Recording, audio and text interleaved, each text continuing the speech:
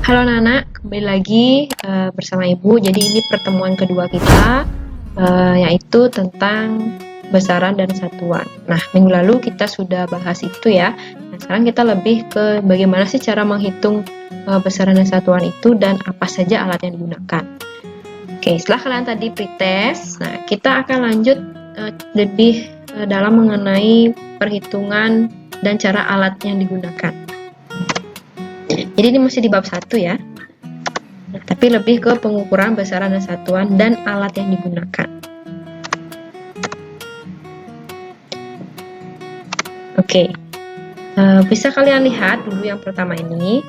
Jadi di sini Ibu memiliki gambar-gambar orang yang sedang melakukan pekerjaan. Nah, mungkin kalian bisa lihat ya pekerjaan apa saja yang dilakukan orang tersebut. Nah, jadi kalau kalian belajar fisika di bab ini, kalian itu akan tahu alat-alat apa saja sih yang digunakan orang-orang untuk mengukur panjang, mengukur massa, terus mengukur waktu. Jadi kalian bisa tahu di kehidupan sehari-hari ya, kalau misalnya kayak seperti gambar yang pertama ini. Nah, di sini ada terlihat anak kecil yang sedang diukur tinggi badannya. Nah, mungkin kalian sudah ngerti ya, atau sudah banyak yang tahu kalau mengukur tinggi badan itu menggunakan meteran ya. Jadi meteran khusus untuk tinggi badan. Nah, itu alat ukurnya. Kemudian lanjut ke sebelahnya. Nah, ini mungkin semuanya juga sudah sering ya. Kalian pernah mengukur massa badan. Oke, jadi Bu jelaskan ya, yang benar itu adalah massa badan. Tapi Bu, kok saya di rumah sakit atau di puskesmas atau di sekolah itu kok dibilang hitung dulu berat badannya? Nah, sebenarnya berat badan itu sudah menjadi kesalahan lumrah di kehidupan kita sehari-hari ya.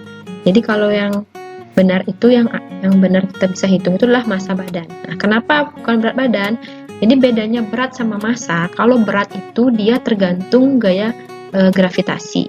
Kalian tahu kan kalau di bumi ini ada gaya gravitasi, sehingga kalian itu kalau jalan itu tidak melayang-layang ya, maksudnya kayak di bulan itu kan tidak ada gravitasi, maka kalian akan melayang-layang.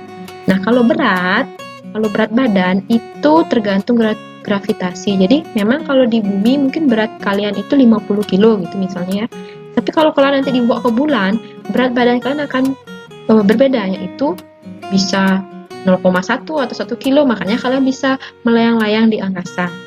Nah, beda kalau misalnya kalian ngomong massa badan. Kalau massa badan itu tidak bergantung gaya gravitasi.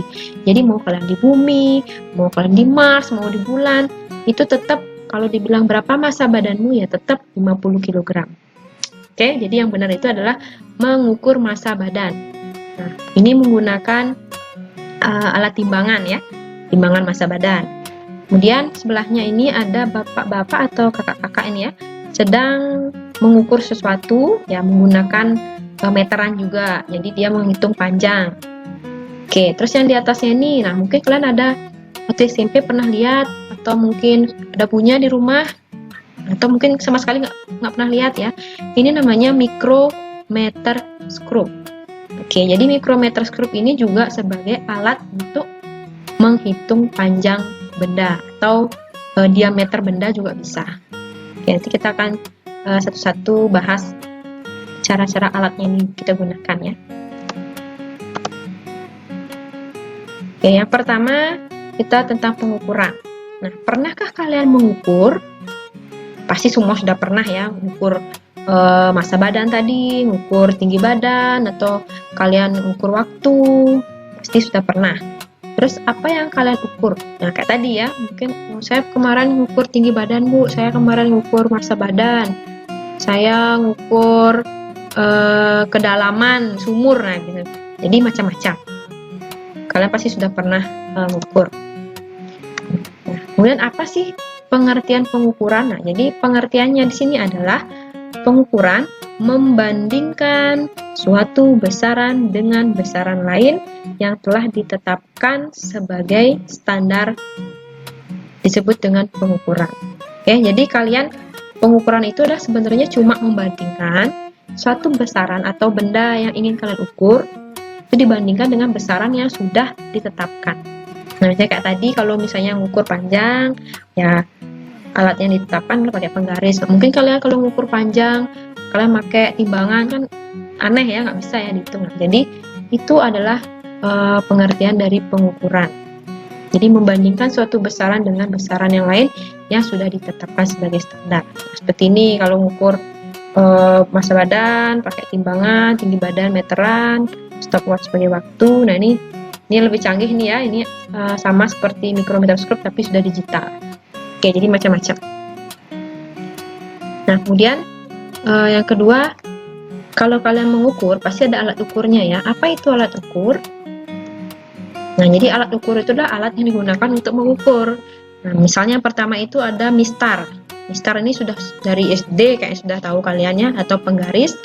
Nah ini biasanya digunakan untuk menghitung benda-benda yang ada di sekeliling kita. Misalnya kayak ini pertama itu ada pulpen. Nah caranya menghitung pakai penggaris kan semua sudah ngerti ya.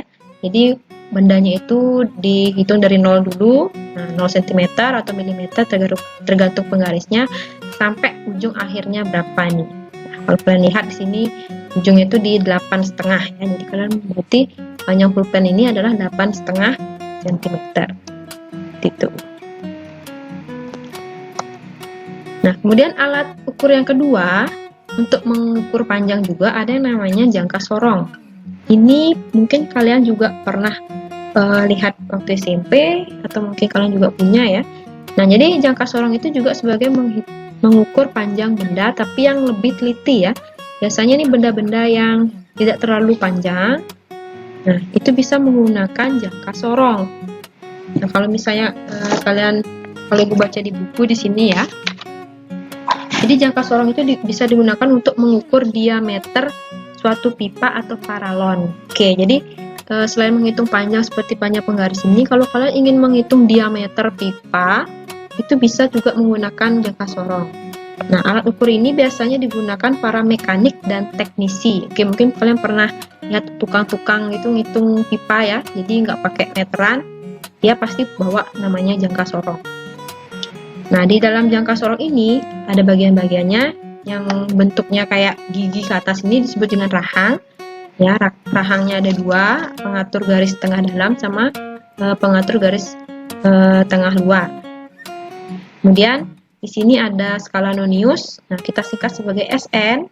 Jadi nanti kita bilangnya SN ya, SN skala nonius. Itu yang angkanya letaknya di bawah kecil. Itu skala nonius. Sedangkan kalau skala utama itu letaknya yang di atas angkanya. Atau disingkat dengan SU.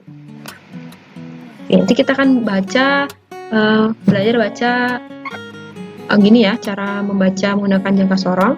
Kemudian di sini ada bagian bawahnya itu sebagai pengukur kedalaman. Jadi selain bisa mengukur diameter, jangka sorong juga bisa menghitung kedalaman benda. Tapi nggak terlalu dalam banget ya, jadi benda-benda yang kecil. Nah ini biasanya sering sekali digunakan oleh teknisi-teknisi atau tukang yang sedang bekerja. Oke, kita mulai saja.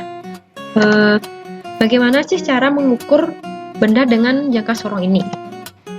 Oke, jadi Bu, tadi misalnya ada benda, terus ini hasil dari pengamatan itu ya. Jadi seperti tadi Bu sudah jelaskan, kalau angka yang di atas ini itu disebut dengan skala utama. Ingat ya, angka yang di atas itu skala utama. Ini satuannya adalah sentimeter. Oke. Nah, kemudian angka yang di bawah ini, dan angka kecil-kecil tadi di bawah ya, itu disebut dengan skala nonius. Nah, satuannya bukan sentimeter, tapi milimeter. Oke, jadi nanti kalian hati-hati ketika sudah mengetahui angkanya, SU sama SN, itu nanti totalnya itu harus dijumlah ya. Nah, cara menjumlahnya, kalau masih satuannya beda, nggak bisa langsung dijumlahkan, tapi kalian harus konversi dulu jadiin sentimeter. Nah, konversinya sudah kalian dapat minggu lalu ya, sudah kalian pelajari dari sentimeter ke milimeter itu gimana caranya, kan sudah bisa ya. Oke, kita bahas dulu satu-satu. Bu, gimana cara nyari SU? Oke, kita tulis di sini SU. Nah, kalau SU, lihat angka di atas. Caranya adalah lihat dulu angka pertama. Ya, jadi angka pertama itu di sini adalah 2. Jadi kalian buat di sini 2. Itu ya. Dah, selalu seperti itu. Kalau Bu misalnya di sini angka 1, berarti buat 1. Bu di sini angka 3, buat 3. Pokoknya angka berapapun yang pertama kali kalian lihat di SU ini, itu dulu tulis. Kemudian ini tidak 2 cm gitu aja enggak ya. Nah, di sini kita lihat setiap satu strip ini dibaca 0,1. Jadi ini 2, berarti ini 2,1, 2,2, 2,3, 2,4, 2,5, 2,6, 2,7. Oke, stop sampai 2,7. Kok gitu, Bu? Ya. Jadi, kalau nyari SU itu berhentinya adalah sebelum 0 di sini. Oke. Jadi lihat, oh di sini ada SN-nya. Sebelum 0 ini berapa sih? Nah, di sini ya. Ya, sebelum 0 itu adalah 7. Berarti di sini adalah 2,7. Nah, kalau 0-nya misalnya sebelum 6, misalnya di sini 0-nya ya, berarti 2,6. Kalau 0-nya di sini, Bu, di sini dia 0-nya di SN-nya itu berarti 2,1. Jadi ingat, untuk nyari SU adalah angka pertama dulu, terus koma berapanya itu sebelum 0 ini. Karena ini sebelum 0 ini adalah 7, berarti 2,7. Nah, 2,7 apa tadi? Sini ya, sentimeter. Sini buka jauh buat sentimeter. Oke, bisa ya, itu cara mencari SU. Nah, sekarang baru kita nyari SN-nya atau skala Nonius-nya. Cara mencari SN itu lihat angka yang di bawah. Nah, jadi carilah angka carilah garis yang sejajar atau berhimpit atau ketemu dia ya, antara garis di SU sama garis di SN itu ketemu. Jadi satu garis. Nah, misalnya kalian lihat ini. Nah, sama seperti tadi, setiap satu garis ini itu 0,1 mm. Berarti ini 0, ini 1, ini 2, ini 3, ini 4, ini 5. Ini 6, ini 7, 8, 9, 10 gitu kan. Nah, sekarang coba kalian perhatikan satu-satu yang mana garis yang atas ketemu lurus sama garis yang di bawah. Nah, ini kan tidak ya, ini tidak, 2 enggak. Kalau 3 hampir ya, tapi ini masih bengkok sedikit. Terus 4 juga enggak ketemu. Terus 5 enggak ketemu. Nah, coba kalian lihat. Yang 6 ini lurus kan? Nah, ini atasnya lurus sampai ke bawah 6. Oke, berarti SN-nya adalah 0,6 mm. Nah, apakah bisa kita langsung jumlahkan anak-anak? Apakah bisa langsung dijumlah? Tidak ya, jadi rubahlah dulu 0,6 mm ke cm. Ayo, masih ingat nggak? Dari dari milimeter ke centimeter itu naik apa turun? Naik ya. Ya, naik berapa? Naik 1. Berarti kalau naik 1 dibagi 10. Dari milimeter ke centimeter itu dibagi 10. Karena ini 0,6 bagi 10, tambahin lagi nolnya, berarti 0,06 cm. Ya, ini baru bisa kalian jumlahkan ya. Jadi, buat di bawahnya 2,7 ditambah 0,06. Jadi ingat, kalau nambahin itu komanya harus lurus ya. Soalnya banyak anak-anak yang kadang-kadang pas ngitungnya tuh komanya nggak lurus, jadinya salah. Padahal hasilnya SU sama SN-nya udah benar. Oke, sekarang tinggal jumlah. Ini kosong, berarti turun jadi 6. Ini 7 tambah 0, 7. Ini komanya lurus. 2 tambah 0, 2. Oke, jadi jawaban yang benar adalah 2,76 cm. Oke, itu dia caranya menghitung atau membaca jangka sorong ya. Jadi semoga kalian mengerti. Silahkan kalau belum mengerti diulang lagi video ini. Terus kalian tulis atau catat di buku catatannya. dari soal ini, terus kalian buat sendiri gitu ya. Oke, lanjut.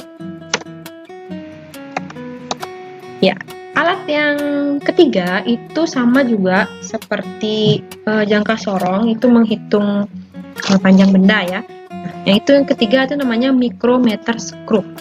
Nah, kalau di buku di sini itu micrometer screw biasanya digunakan untuk mengukur ketebalan suatu bahan atau plat yang sangat tipis. Misalnya kalian disuruh mengukur berapa sih tebal kertasnya. Nah, bingung kalian ya, kalau pakai penggaris nggak bisa, kalau pakai meteran apalagi. Jadi alat yang digunakan untuk mengukur ketebalan kertas atau benda-benda yang sangat-sangat tipis, itu bisa menggunakan micrometer screw. Ini juga sering dibawa oleh teknisi-teknisi motor gitu ya, kadang-kadang menggunakan micrometer screw. Jadi di sini ada bagiannya, ada landasan porosnya, ini diam dia. Ini porosnya, ini bisa kamu putar-putar. Jadi supaya bendanya itu dicapit biar nggak jatuh ya. Cara muternya pakai ini, pakai roda gigi. Ini bisa diputar. Kemudian ini adalah kunci porosnya. Jadi setelah bendanya itu sudah pas kamu puterin, supaya bendanya nggak jatuh, bisa dikunci. Nanti bisa nih, ini bisa dinaikin gitu ya, bisa dibawa ke sini. Jadi kekunci bendanya. Kemudian ini ada bingkai, jadi di sana kelihatan berapa milimeter ketepatannya. Kemudian di sini ada selubung dalam atau skala utama. Oke, jadi kan tadi jangka sorong skala utamanya di atas, kalau ini skala utamanya di dalam atau yang di tengah, SU-nya. Kemudian selubung luarnya itu SN-nya atau skala Nonius-nya, SN. Oke, inilah bagian-bagian dari micrometer screw. Nah, caranya sama ya, untuk menghitung hasil pengukurannya itu tinggal dijumlah SU ditambah SN. Oke, sekarang kita lanjut alat yang ketiga, yaitu tentang micrometer screw. Jadi, selain jangka sorong, alat untuk mengukur panjang yang ketiga adalah micrometer screw. Nah, tetapi ini untuk micrometer screw itu kelebihannya adalah dia digunakan menghitung ketebalan kertas atau diameter kertas juga bisa. Jadi di sini ada bagian-bagiannya, ada landasan poros. Jadi ini tetap ini ya. Kemudian ada porosnya. Poros ini bisa diputar gitu pakai roda gigi. Jadi di roda giginya diputar. Kemudian porosnya akan mencapit benda yang ingin kalian hitung ketebalannya. Nah, kemudian ini ada kunci porosnya, jadi untuk mengunci supaya dia tidak geser-geser lagi. Dan ini bingkainya sebagai penanda berapa ketepatannya. Kemudian di sini ada selubung dalam atau skala utama. Jadi di dalam ini namanya SU. Ya, kalau tadi jangka sorong SU-nya di atas, kalau ini micrometer screw SU-nya di dalam, di sebelah kiri. Kemudian kalau SN-nya atau skala Nonius-nya itu ada di sebelah luar. Sini SN. Ingat kalau jangka sorong tadi SN-nya di bawah. Nah, sekarang gimana sih cara menghitung ketebalan benda dengan menggunakan micrometer screw? Oke, jadi kita ke contoh soalnya ya. Gimana cara menghitung menggunakan micrometer screw? Ya, jadi di sini ada hasil pengukuran mikrometernya. Jadi ingat yang di sebelah kiri tadi ini adalah si SU, sedangkan tadi yang di sebelah kanan adalah SN. Nah, bedanya kalau di micrometer screw itu kedua-duanya sudah satuannya sama ya, sama-sama milimeter antara SN dan SU-nya. Nah, beda tadi kalau jangka sorong kan SU-nya cm, SN-nya mm, sehingga harus konversi. Tapi kalau micrometer screw tidak harus konversi, jadi karena sudah sama satuannya. Nah, caranya membaca itu kita lihat dulu SU-nya berapa.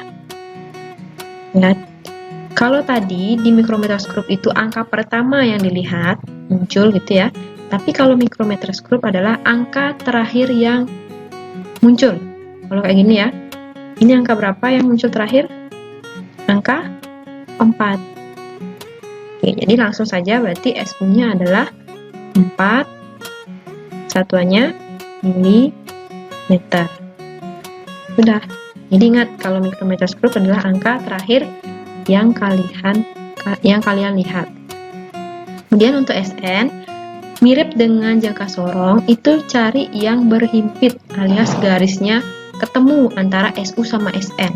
Nah, kalau di jangka sorong tadi dia vertikal, ketemunya kayak gini ya.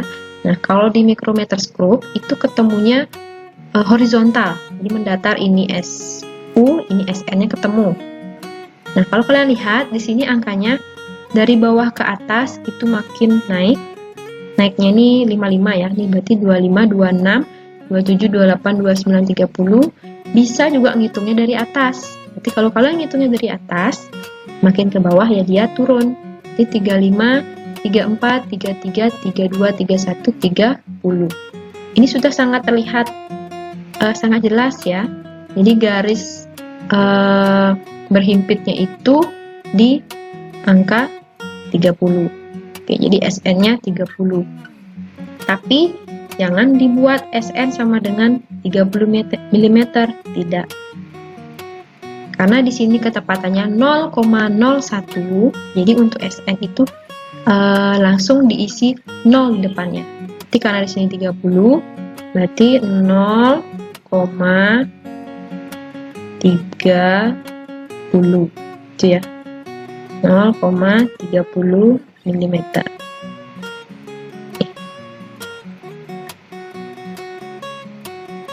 Oke, ini 4-nya tak lurusin aja biar gampang nanti hitungnya.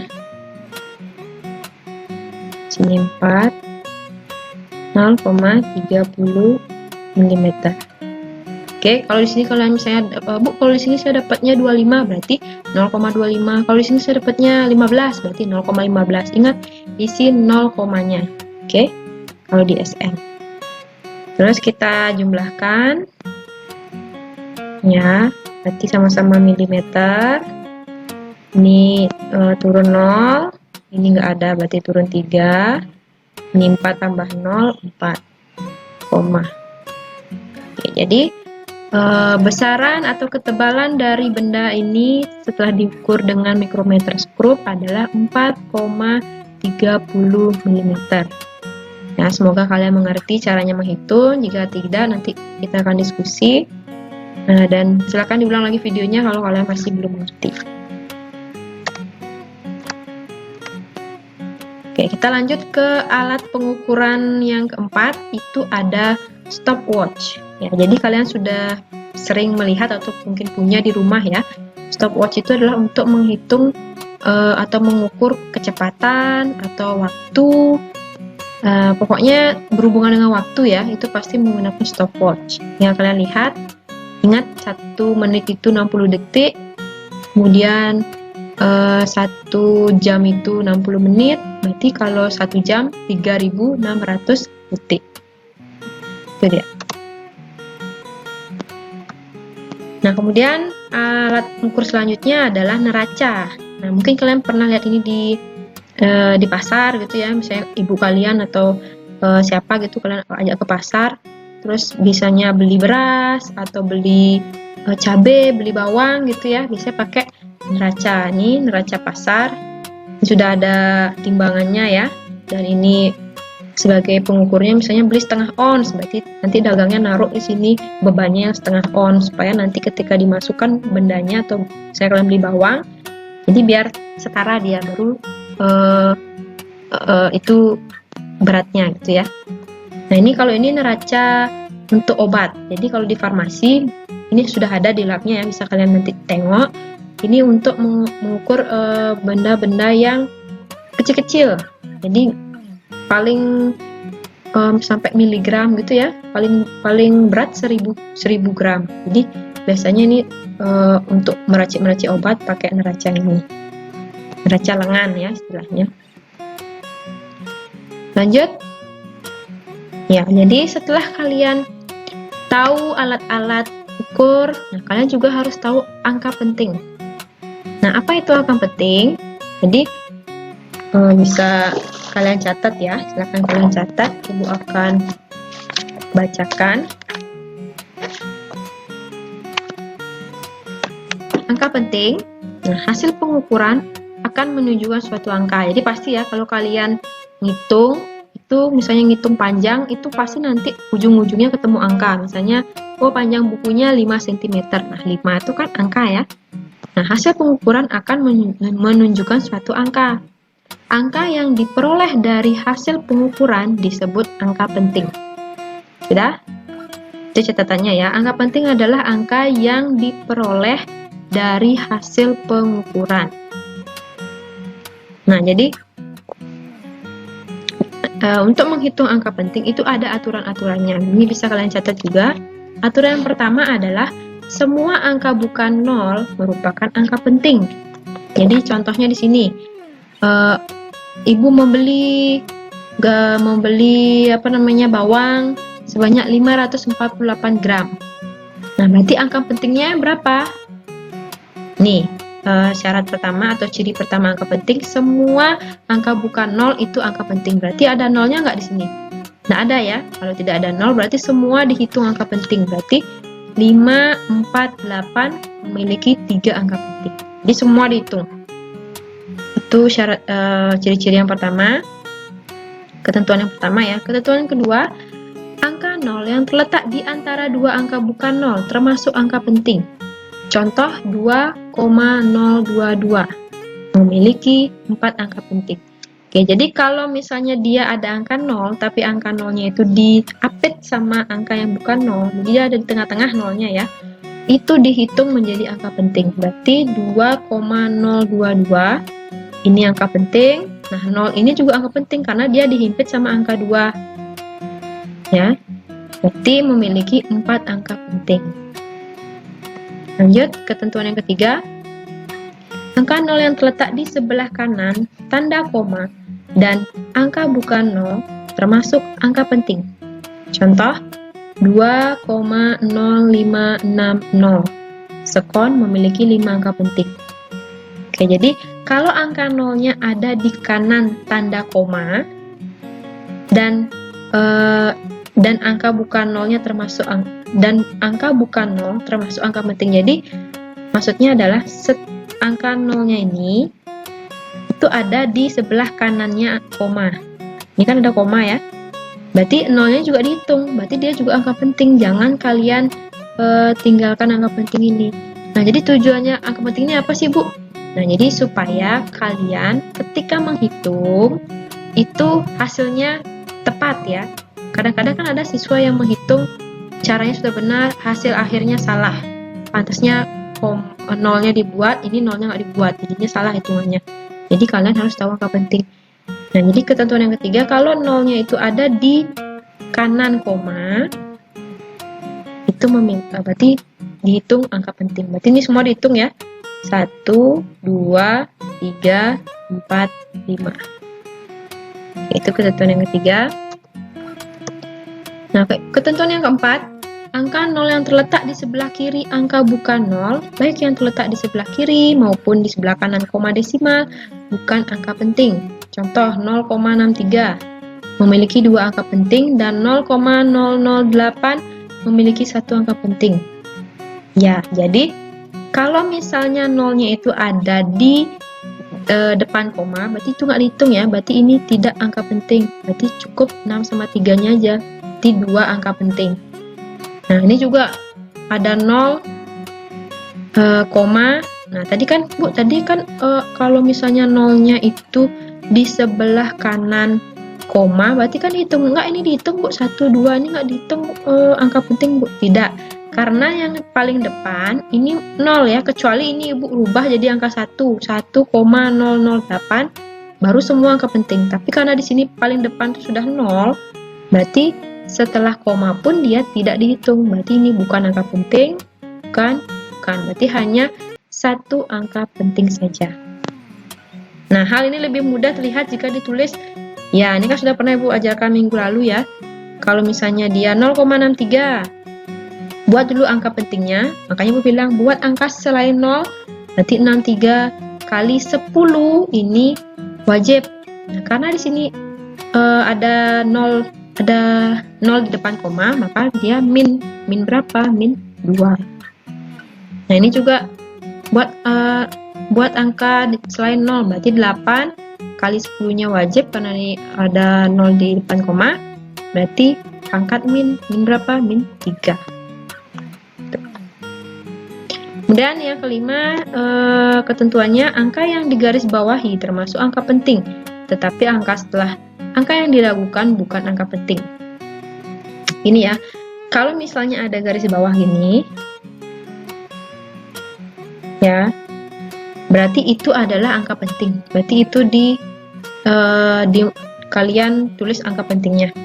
Tetapi kalau misalnya setelah garis ini nggak ada garis, jadi kayak ini kan satu nggak ada garisnya ya, itu masih ragu-ragu tuh, itu kayaknya nggak terlalu penting gitu ya, jadi nggak usah dibuat.